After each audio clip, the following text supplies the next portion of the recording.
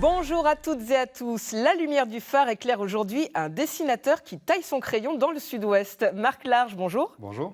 Plein phare sur le dessinateur de presse, votre trait le plus connu. Vous croquez l'actualité au quotidien dans Sud-Ouest. On découvre quelques dessins que vous avez pu réaliser pour le quotidien régional. Pourquoi avoir décidé de conjuguer dessin et actualité ? Et humour, tant qu'à faire, parce que là aussi, c'est très drôle. J'ai toujours aimé l'association du dessin et du rire depuis tout petit. J'étais nourri par mon père d'Harakiri. Je regardais les fameuses émissions où Charlie Hebdo était invité sur des plateaux de Pollack et compagnie, où il mettait un peu le souk et ça me faisait rire. Je me disais plus tard, j'ai envie de faire un métier comme ça. Où Vous moquez de l'actualité ? où il y a cette liberté de ton, ce droit de faire un bras d'honneur aux puissants. Enfin voilà, cette liberté d'expression et cette liberté tout court m'a toujours séduit.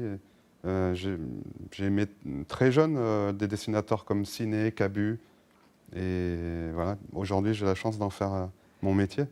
Et vous l'exercez au quotidien donc dans Sud-Ouest, mais vous collaborez également pour Le Canard enchaîné, l'un de vos dessins publié cet été. Pour Sud-Ouest, on alterne, on est deux dessinateurs. Il y a Urps, Rodolphe Urps, qui est bordelais, et qui, une semaine sur deux, on travaille réciproquement sur Sud-Ouest. Et effectivement, pour Le Canard enchaîné aussi. Il dessine pour Le Canard enchaîné également. Donc c'est un hasard. C'est un journal, bien sûr, qu'on vénère tous, qu'on admire tous, qui a 100 ans. Et où il est très très difficile de placer un dessin. Et oui. Et là, c'est tout récent. Ils m'ont déjà pris 2 dessins et c'est une nouvelle aventure, je l'espère. J'étais ravi de pouvoir collaborer. Comment ça se passe avec Le Canard enchaîné ? Vous proposez plein de dessins, c'est eux qui disposent ? Voilà, exactement. On envoie des dessins d'actualité de la semaine et ils disposent. Donc, soit il y a un dessin de prix, soit rien. C'est le jeu. Mais il y a une équipe, il y a quand même une ancienne équipe de dessinateurs qui sont là depuis très très longtemps. Donc je pense à Lefred Thoron, Pétillon. Ils peuvent vous coopter ? Non. C'est vraiment un journal très secret aussi. Là récemment, pour un documentaire que je co-réalisais, on a essayé de les approcher, de filmer une conférence de rédac. Et c'était impossible. Ah oui. Voilà, on ne montre pas les coulisses du Canard enchaîné. Aucune caméra ne rentre. Il n'y a pas de piston. Il n'y a pas de contact direct. Il y a la rédaction qui dit voilà, on vous a sélectionné ce dessin, c'est tout. Et vous, comment vous avez réussi à vous faire une place dans ce monde des dessinateurs de presse qui a l'air fermé, en tout cas à l'image de ce que fait Le Canard enchaîné ? Alors Sud-Ouest, c'est une vieille histoire. J'ai commencé pour Sud-Ouest Land, parce qu'il y a plusieurs éditions départementales. Et Sud-Ouest Land me prenait des dessins pour une pastille qui s'appelle Des pignes et des aiguilles, qui paraît le samedi. Dans d'autres départements, ça s'appelle autrement. Et il y a un autre dessinateur qui réalise un dessin sur l'actu très locale. Et petit à petit, la rédaction nationale m'a remarqué et m'a proposé de remplacer le grand maître Ituria, qui était là depuis 40 ans, je crois, 30 ou 40 ans, et qui souhaitait prendre un peu de distance, enfin sa retraite tout simplement, et qui continue pour Sud-Ouest dimanche. Et voilà, ça a démarré comme ça. Mais après, le grand virage vers la presse très satirique, c'était Ciné. Oui. Quand il s'est fait virer de Charlie Hebdo par Philippe Val, j'avais envoyé un dessin de soutien qui l'avait touché, et puis il m'avait appelé en me disant voilà, je monte un journal et j'aimerais que tu fasses partie de l'équipe. Et donc voilà, ça a été un grand moment pour moi. C'était en 2007, 2008. Donc vous avez collaboré pour Ciné Hebdo, pour également Charlie Hebdo. Vous avez reçu en 2013 le prix Presse Citron, qui récompense les meilleurs dessins d'actualité de l'année. Et on va vous découvrir en photo avec un autre dessinateur, Honoré, dessinateur à Charlie Hebdo, assassiné le 7 janvier 2015 avec 4 autres dessinateurs. Vous leur avez rendu hommage à ces 5 dessinateurs de Charlie Hebdo. Votre travail a changé depuis le 7 janvier 2015 ? Non, je ne crois pas. Ça a toujours été délicat d'aborder la religion dans le dessin de presse. Aujourd'hui, en France, on a une liberté totale concernant les politiques. Je crois qu'ils ont compris qu'il valait mieux ne pas censurer.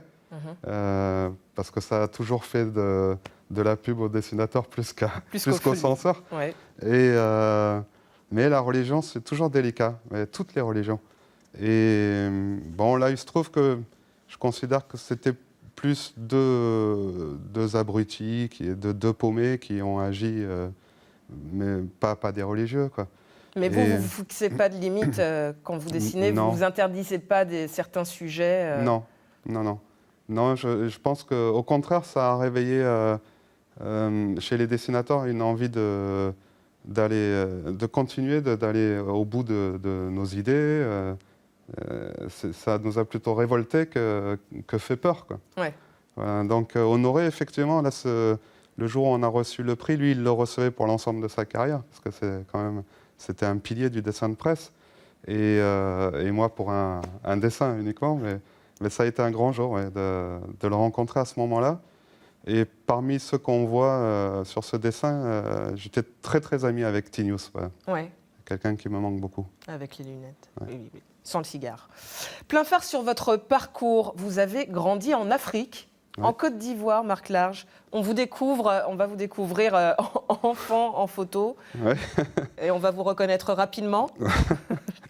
Qu'est-ce que vous avez gardé de cette période qui a duré le temps de la petite enfance jusqu'à 6 ans? Oui, souvent les petits disent que les 6 premières années sont déterminantes. J'ai de vagues souvenirs quand même, mais des souvenirs agréables. Et j'aime beaucoup l'Afrique, j'y suis retourné plusieurs fois. Mais j'ai un souvenir particulier de l'Afrique, c'est le sourire. Parce que j'ai en mémoire, à mon arrivée en France, de me faire punir en classe parce que je souriais quasi en permanence. Alors on va essayer de voir la différence. Là, donc c'était en Afrique et on va vous découvrir en photo de classe. Alors vous êtes où ? Devant, au premier plan, avec le vilain pull gris rouge. Et rouge à côté de celui qui tient le panneau du nom de l'école. Oui. Et là, nous sommes dans les Landes. Dans les Landes, à Dax. Oui, exactement. Et là, vous ne souriez plus. Voilà, je suis arrivé l'année juste avant, peut-être, ou juste après, j'avais Raphaël Ibanez dans ma classe. L'ancien entraîneur de l'UBB. Et on est restés amis, d'ailleurs. Et ce qui est drôle, c'est que nos enfants ont été dans la même classe au CE1 aussi, au CE2. Et on a travaillé ensemble d'ailleurs sur un livre aussi. Enfin, c'est quelqu'un que j'aime beaucoup.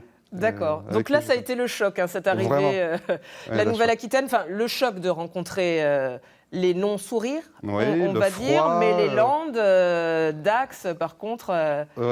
Ça, vous aviez un attachement, vous avez gardé cet attachement Oui, il se trouve que je suis resté à Dax très longtemps. Bon, j'ai quitté Dax, mais là, je suis toujours dans les Landes. C'est une région que j'aime énormément, qui me plaît, que je connais au travers de cette barrière de pin qu'on a tous en vision. Les Landes secrètes m'attirent, les cascades, les grottes, les légendes, l'histoire de Félix Arnaudin. Enfin, je trouve que c'est vraiment un beau pays qui est méconnu, à mon sens. Plein phare sur ces liens qui vous unissent à la Nouvelle-Aquitaine. Les Landes, vous nous en parliez, mais il y a aussi les Pyrénées. Vous avez croqué les montagnes des Pyrénées dans un carnet de voyage que l'on va découvrir. D'où vous vient ce goût pour la nature sauvage des Pyrénées? Alors, vraiment, enfant, j'ai eu un choc, un coup de cœur quand j'ai découvert qu'on avait... en France et dans les Pyrénées, le dernier grand fauve européen. Et j'arrivais d'Afrique où c'était le lion, et ben ici, l'Europe, c'était l'ours qui peuplait toutes les légendes. Et j'ai eu envie d'aller le voir. Donc j'ai suivi des gens du réseau Ours Brun. Pendant 4 ans, j'ai sillonné les Pyrénées. J'ai dormi dans les Pyrénées, à la Belle Étoile, et je peignais, je dessinais tout ce que je pouvais observer. Là, on voit un gypaète aussi, c'est un oiseau fabuleux. Ouais. Et du coup, vous en avez fait un roman ? J'en ai fait un livre aussi. Donc Pyrénées sauvages, mon premier livre, et Chante de l'ours, un livre consacré aux légendes de l'ours et de l'homme sauvage. Enfin, il y a un parallèle qui est fait. Et là, on découvre que c'est préfacé par Renaud, parce que vous avez la même passion avec le chanteur pour l'ours. Voilà, et puis chose qu'on sait très peu, c'est que Renaud a des ascendances, il descend de Pyrénéens, de la vallée d'Aspe. Ses ancêtres étaient les Bost et Cadier. Bost, c'était des grands pasteurs protestants, et les Cadier, les premiers qui ont fait les sommets de plus de 3000 mètres dans les Pyrénées. Ce sont ses ancêtres. Donc, Et vous êtes toujours fan de Renault au point d'avoir réalisé une centaine de dessins pour illustrer le documentaire Renault On t'a dans la peau, diffusé sur France 3 en 2015. Ça représentait quoi pour vous cette rencontre Là, on était en 2015, donc on a été très très proches, on l'est un peu moins ces temps-ci. Et puis on ne partage pas toujours les mêmes idées politiques et autres. Parce que là, je trouve qu'il ressemble de moins en moins à ce qu'il a été. Mais je garde une forme d'affection pour ce qu'il a été, pour ce qu'il a écrit, pour le poète. Donc voilà, ouais, je lui avais consacré un livre avec Nicolas Traparic au texte, où il y avait beaucoup de portraits, d'illustrations. Très beau ce portrait où on voit enfant, on le découvre, oui. enfant Renault. Plein phare sur les Landes, votre terre d'origine dont vous nous avez parlé tout à l'heure. Vous avez aussi croqué les Landes et on va le découvrir en dessin. Une très belle forêt de pins. Merci. Oui, j'aime beaucoup ces barrières. Votre trait change vraiment entre le dessin satirique, le dessin de presse et puis limite de la peinture. Il y a un syndrome de double personnalité. Parfois, j'ai besoin de m'évader vers de l'illustration réaliste, de l'aquarelle. Mais effectivement, j'ai l'impression de poser un cerveau et d'en prendre un autre quand je... Oui, pour changer. Mais mon vrai quotidien, c'est le dessin de presse quand même. Je pense que le dessin satirique, politique, sociétal m'attire plus encore. À Dax, vous avez créé un festival, le Festival de la satire. Oui. Pourquoi ? Alors parce que je me rendais compte qu'il n'y avait rien culturellement qui rassemblait toutes les disciplines de la satire. Le mot satire, il provient d'un terme indo-européen qui signifie pot pourri, parce que ça rassemble aussi bien le théâtre que la littérature, le dessin, la poésie. Et j'ai eu envie de rassembler tout, de décloisonner ces arts et de les rassembler dans un même festival. C'est un festival qui a duré 4 ans, où on a reçu les plus subversifs de France et de Navarre. Bien vu. Merci beaucoup Marc Large d'avoir crayonné le phare. Merci à vous de nous avoir suivis et à bientôt.